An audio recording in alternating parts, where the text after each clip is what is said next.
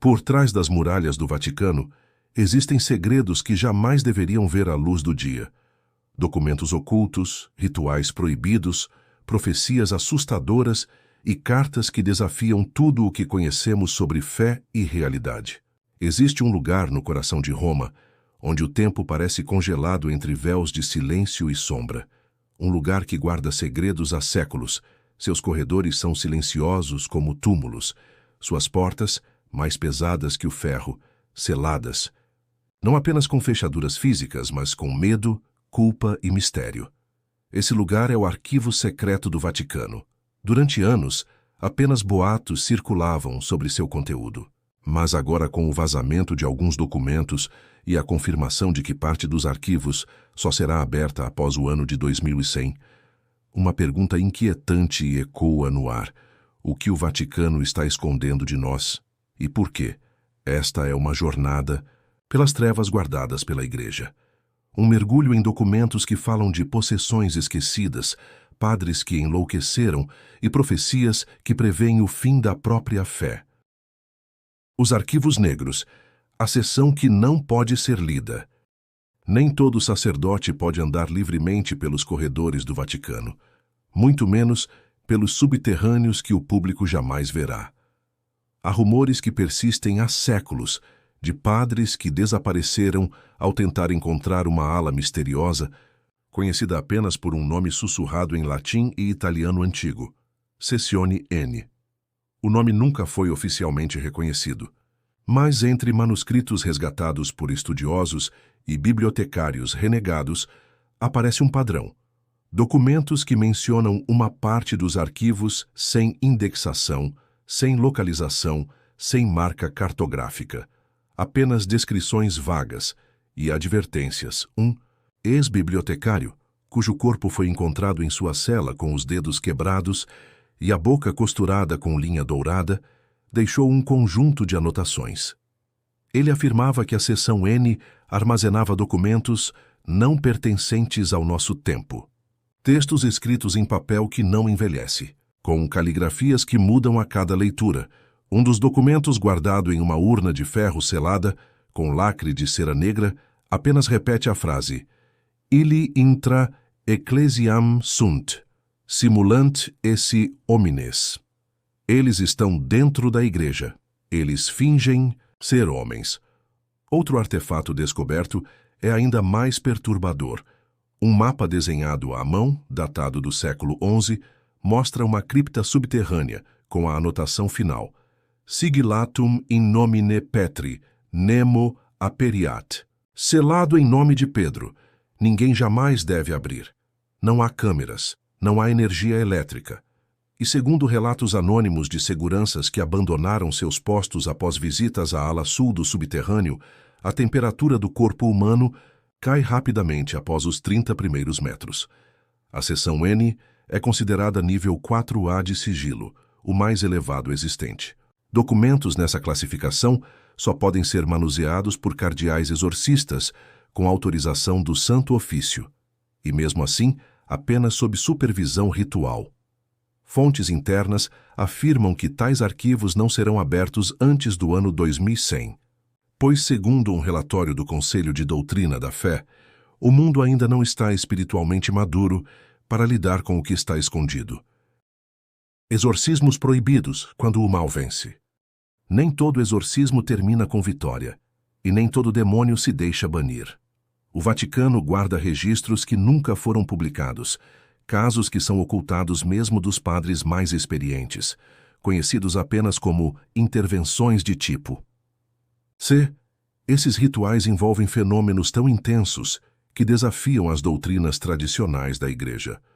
Um dos mais inquietantes ocorreu em 1963, em uma pequena vila rural da Calábria, no sul da Itália. Uma menina de 11 anos começou a apresentar comportamentos perturbadores. Falava línguas extintas, descrevia detalhes íntimos da vida dos padres locais e gritava nomes de mártires há muito esquecidos. Segundo os relatórios internos, a criança não estava possuída por uma entidade, mas por 7 consciências independentes que se alternavam dentro de seu corpo. Cada uma falava uma língua morta. sumério, aramaico, fenício, etrusco, grego-dórico, proto-hebraico e uma última, desconhecida, composta por sons não humanos. No terceiro dia de exorcismo, a menina imitou perfeitamente a voz de um padre já falecido e se dirigiu a outro, utilizando seu nome espiritual, um nome que não era conhecido nem pelos outros religiosos presentes. Os registros narram que, durante o quarto dia, todos os espelhos do convento explodiram simultaneamente. Um padre começou a sangrar pelos olhos, após tocar a fronte da menina. Após esse dia, não há mais registros oficiais. O caso foi encerrado por ordem direta da Congregação para a Doutrina da Fé e arquivado sob a classificação Nigrum Ritualium, o ritual negro. Uma carta interna selada com tinta vermelha afirma que o caso não deve ser mencionado fora dos muros da Santa Sé, sob risco de contaminação espiritual. 3 outros documentos ao longo de 2 séculos carregam a mesma classificação, e todos os envolvidos, padres, freiras, até mesmo um bispo, foram transferidos ou desapareceram, sem aviso, sem rastro. As cartas dos padres que ouviram vozes. Nem todo silêncio em um confessionário é ausência. Às vezes, é onde as vozes começam. Entre os documentos mais aterradores dos arquivos negros, há uma coleção chamada Scripta Maledicta, literalmente, escritos amaldiçoados. São cartas escritas por padres que enlouqueceram após alegar ouvir vozes durante confissões vazias. Um dos primeiros registros vem de 1827. O padre Antônio L., da paróquia de São Martino, em Palermo, começou a escrever à Cúria Romana, implorando ajuda. Em sua primeira carta ele afirma: as vozes começaram há 3 semanas. No início pensei que fosse eco. Depois percebi que elas respondiam às minhas orações. Nas semanas seguintes, ele envia outras 17 cartas, cada uma mais desconexa. A caligrafia muda. Palavras em latim se misturam com símbolos herméticos e idiomas esquecidos. Na 8ª carta, o padre diz: hoje, ao rezar, ouvi uma voz dizer: você já não é mais de Deus.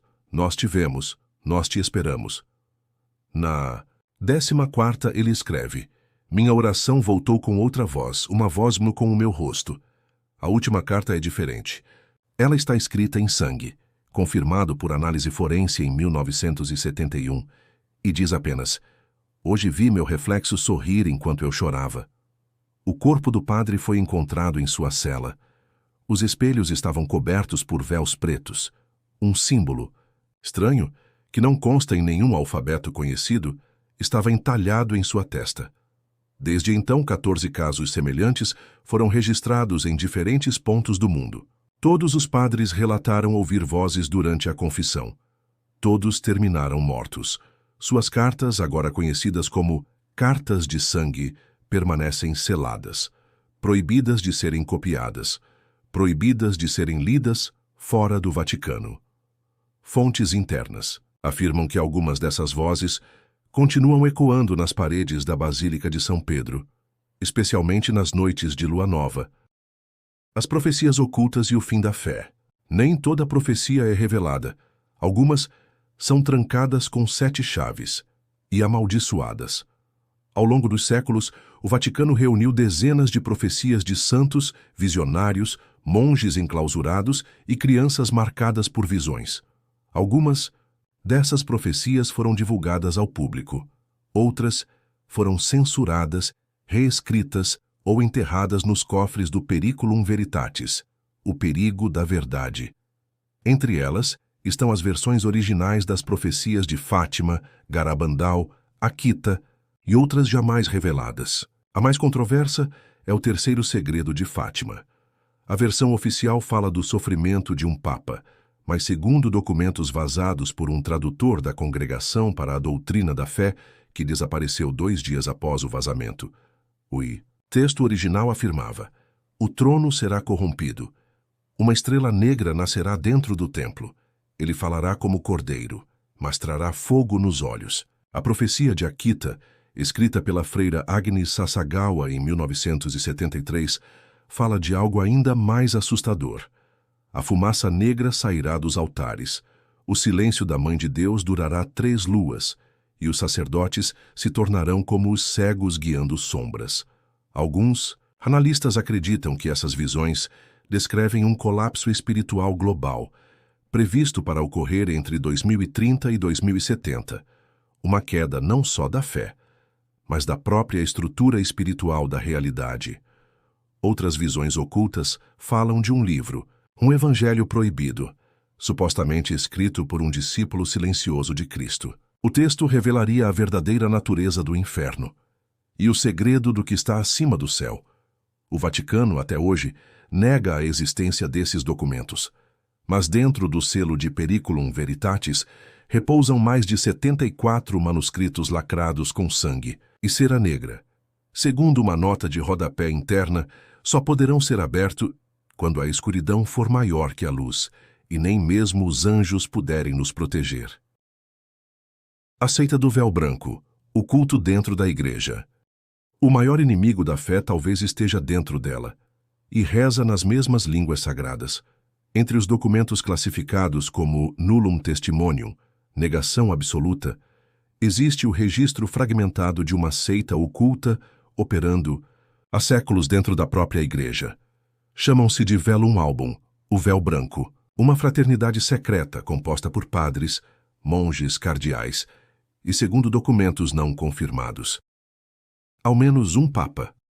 Essa ordem não aparece em nenhum registro público, mas documentos internos do século XVII mostram símbolos de iniciação ocultos sob vitrais da Capela Sistina, e nos subterrâneos das catacumbas foram encontrados em 1994 restos de velas negras e cálices invertidos com inscrições Lux in tenebris, sed non Dei, luz nas trevas, mas não de Deus.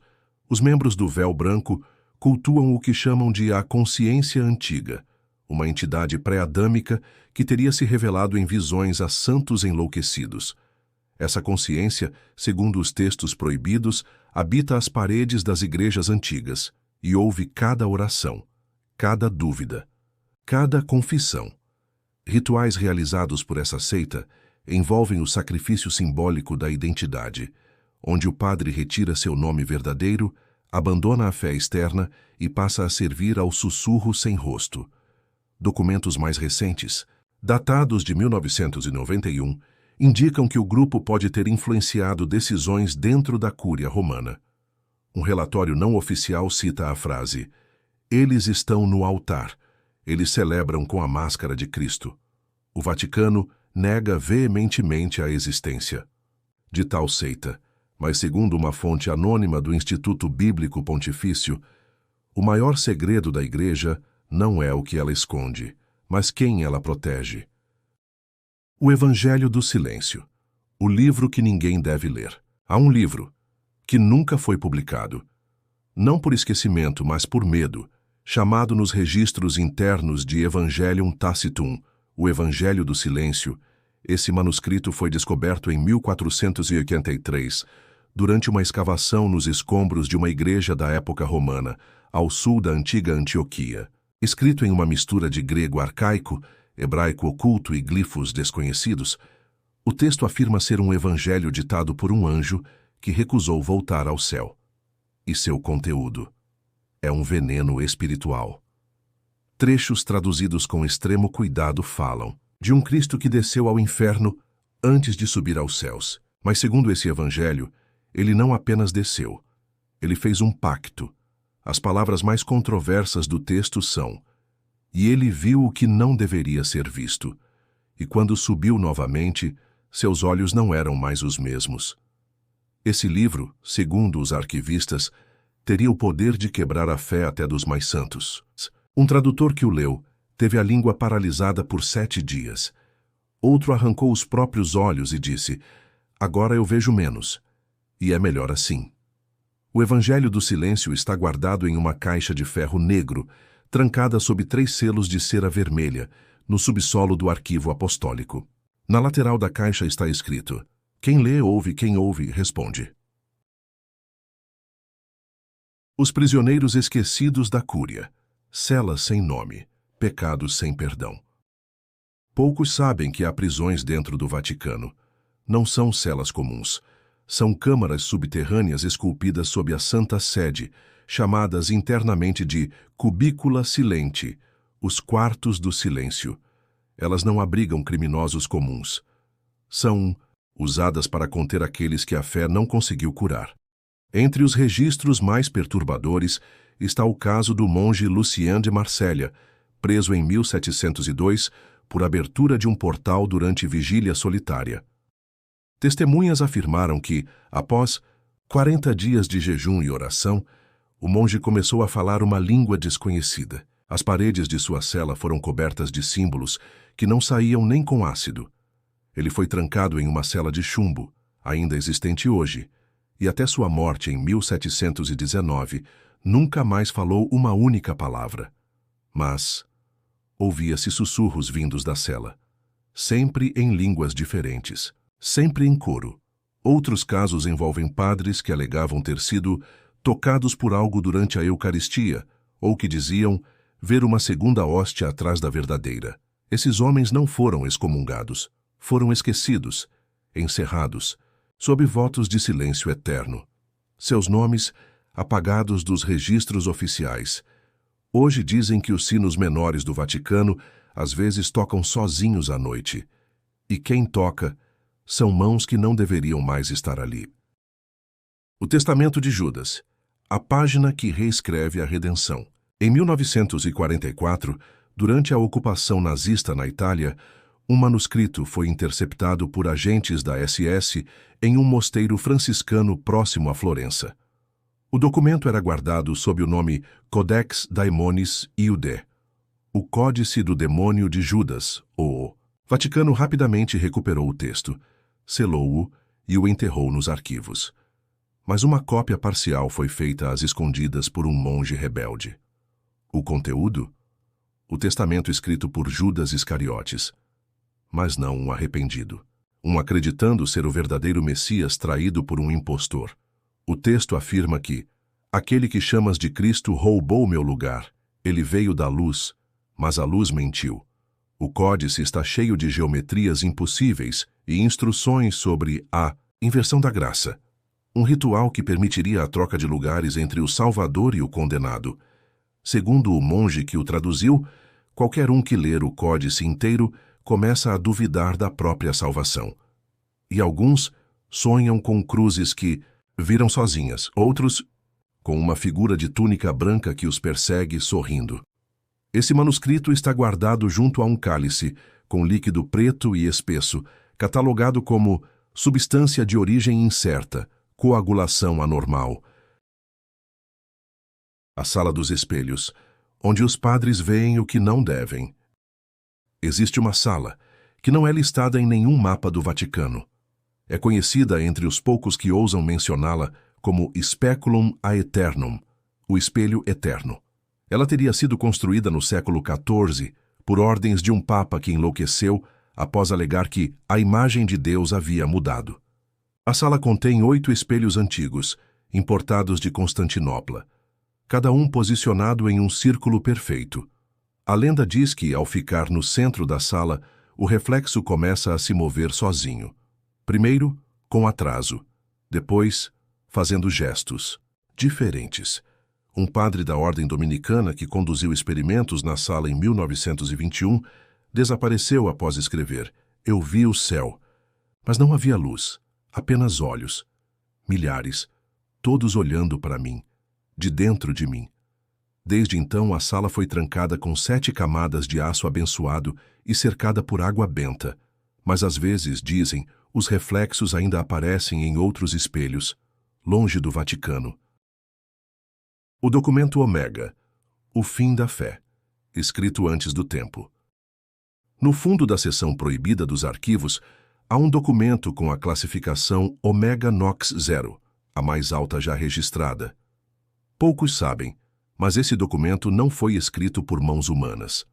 Datado com carbono 14, como anterior ao ano 0. Sim, antes de Cristo, ele está gravado em placas de pedra negra, com inscrições que brilham levemente no escuro.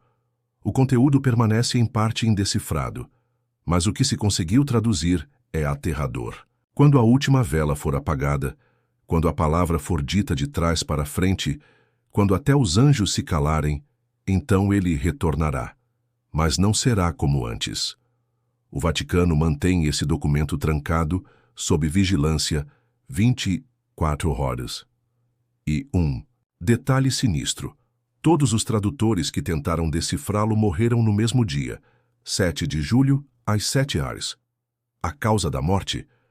Infarto súbito, sem marcas, sem sintomas. Dizem que quem lê a última linha esquece o próprio nome. O ano 2100, quando a verdade for revelada. O Vaticano afirma que parte dos arquivos secretos será aberta em 2100, mas a questão permanece. O mundo estará pronto? Quantas verdades ainda estão escondidas?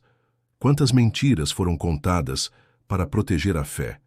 E o que acontecerá quando as portas forem finalmente abertas?